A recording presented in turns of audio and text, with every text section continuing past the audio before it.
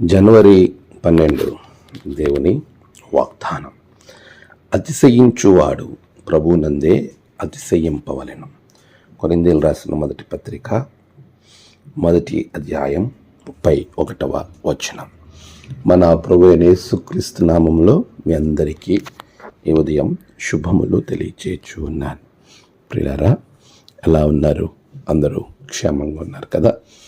ఎపిఫానియా తర్వాత మొదటి ఆదివారంలో మనమందరం కలుసుకోవడానికి ఈ పునరుత్థాన దినాన్ని బట్టి దేవునికి నేను కృతజ్ఞతాస్తుతులు చెల్లించుచూ ఉన్నాను. ప్రియ విశ్వాసులారా, దేవుని యొక్క సన్నిధి ఎంతో ఉన్నతమైనది, ఆశీర్వాదము కలిగింపజేసే అద్భుతమైన ఒక పెన్నిదిగా మనం చూస్తూ ఉన్నాం. అలాంటి ఆశీర్వాదం మనం పొందుకుంటున్నప్పుడు చాలాసార్లు మన జీవితంలో ఎదుగుతూ ఉన్నప్పుడు, లేక మనకున్న ఆశీర్వాదాలను బట్టో లేకపోతే తలాంతులను బట్టో ఇతరితర విషయాలను బట్టి అతిశయపడేవారు చాలామంది మన చుట్టూ కనబడుతూ ఉంటారు. మనం దేనిని బట్టి కూడా అతిశయపడకూడదు. మనకున్న ఆస్తి కావచ్చు, అందం కావచ్చు, తలాంతులు కావచ్చు, అది ఏదైనా కానీ అతిశయించేవాడు ప్రభువునందు మాత్రమే అతిశయించాలి అని చాలా స్పష్టంగా వాక్యము మనతో మాట్లాడుతూ ఉంది. నేటి దినాలలో మనం గమనించినప్పుడు చాలా విషయాలు బట్టి చాలామంది అతిశయపడుతూ ఉంటారు.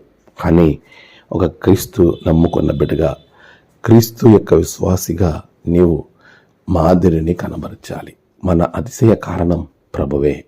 ఆయనలో మనం బలం పొందుకున్న వారంగా, దేవునిలో మనము అతిశయింపబడి ప్రభువుని బట్టి మనము ముందుకు వెళ్ళగలిగినప్పుడు ఆశీర్వదింపబడతాం.